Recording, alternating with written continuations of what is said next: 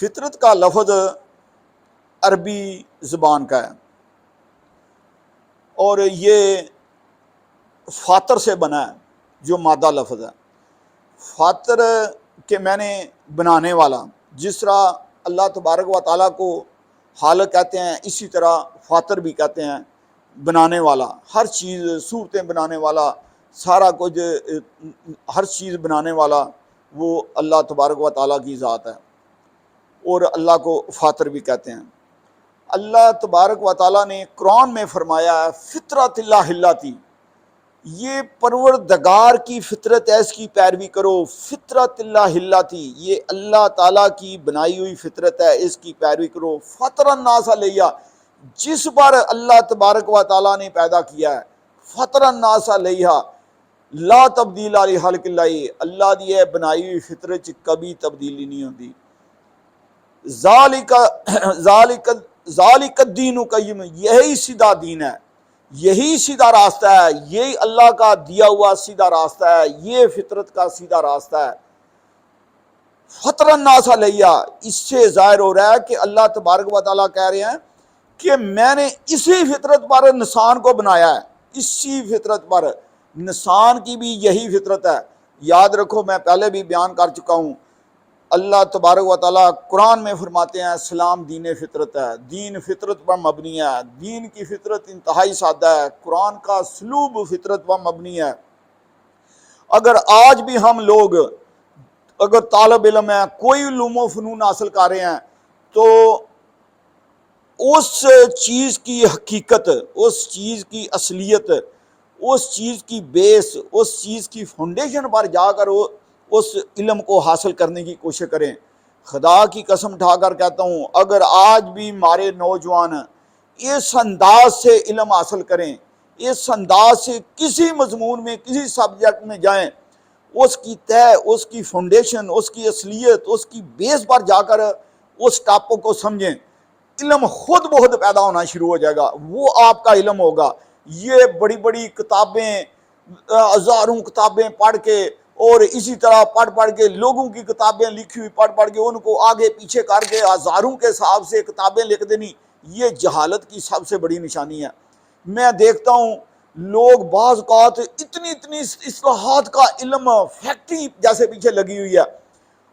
اتنا ذخیرہ کیا ہوا ہے الفاظ کا، جب بولنا شروع کرتے ہیں تو ایسے ہوتا ہے کہ جیسے یہ آرٹیفیشل مشین کا بٹن دبا دیا، فر، لیکن اس میں کوئی گہرائی نہیں ہوتی، اس میں کوئی سوچ نہیں ہوتی، اس میں کوئی ڈیپتھ نہیں ہوتی، اس کا کوئی مقصد نہیں ہوتا گفتگو کا۔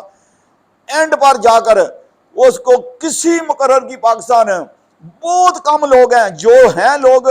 جنہوں نے قرآن سے علم حاصل کیا ہے، جنہوں نے قرآن سے یہ طریقہ سیکھا ہے غور و فکر کرنے کا، تحقیق کرنے کا، ان کی بات سنتا کو نہیں، کیونکہ لوگوں کی فطرت اس کے الٹ بنی ہوئی ہے۔ یہ لمحہ فکریہ ہے سب سے بڑا، یہ اس فطرت کو تبدیل کرنا ہوگا۔ یاد رکھو وہ زمانے، وہ پچھلی 10-12 صدیوں میں جو تباہی اور بربادی کے بنے تھے، جو جب آج سے 10-12 صدی پہلے مسلمانوں نے جو ملائی تھے وہ مقلد بن گئے، جو حاکم تھے وہ خود بہت محکوم ہو گئے ان چیزوں کی وجہ سے، جو پیر تھے پیروں نے مرید بنا لیے، مولویوں نے، علماء نے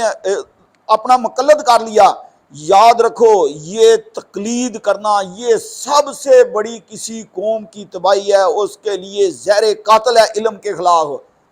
کیونکہ علم کا آغاز ہی استدلال سے ہوتا ہے، علم کا آغاز ہی اوپینین سے ہوتا ہے، علم کا آغاز ہی آرگیومنٹ سے ہوتا ہے، علم کا آغاز ہی تنقید سے ہوتا ہے، علم کا دروازہ ہی تنقید سے کھلتا ہے۔ آج بدقسمتی سے ہمارے بچوں میں، ہمارے ملک میں یہ تنقید کی سوچ ختم ہو گئی ہے۔ آج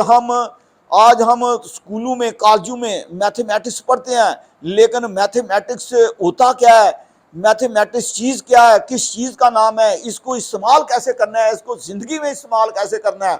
یہ سب سے بڑی کمزوری ہے پاکستان میں، علم نام کی کوئی چیز نہیں ہے۔ یہ جیسے یہ آفتاب اقبال، مجھے ایسے لوگوں سے جو اپنے آپ کو بڑے سکالر سمجھتے ہیں، ہارون رشید، حسن نثار، یہ آفتاب اقبال،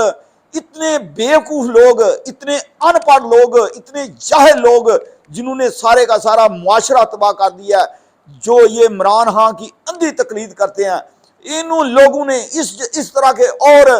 دانشوروں نے یہ پورے ملک کی قوم کے تباہی بربادی کے سب سے بڑے ذمہ دار یہ لوگ ہیں۔ یاد رکھو، یہ اردو اچھی بول لینی، یہ انگلش اچھی بول لینی، یہ تو زبان ہے، علم حاصل کرنے کا ذریعہ ہے۔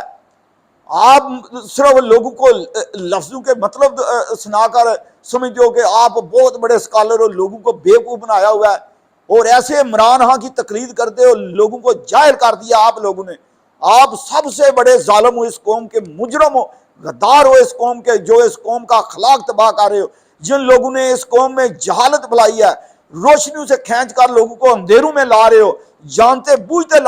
لا رہے ہو، صرف اپنے نفس کے غلام ہو، عمران خان کی تقلید کرتے ہو، اندھی تقلید کرتے ہو۔ عمران خان جتنا جاہل دنیا میں کوئی انسان نہیں ہے۔ میں مریم اور بلاول کی نہیں، وہ بھی جاہل ہیں، لیکن ان پر اتنا دکھ نہیں ہے کہ وہ اتنی عوام کو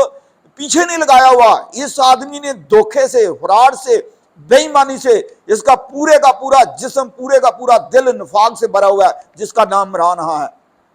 خدا کے لیے سمجھو اس بات کو، یہ تباہی اور بربادی کے ذریعے ہیں یہ لوگ۔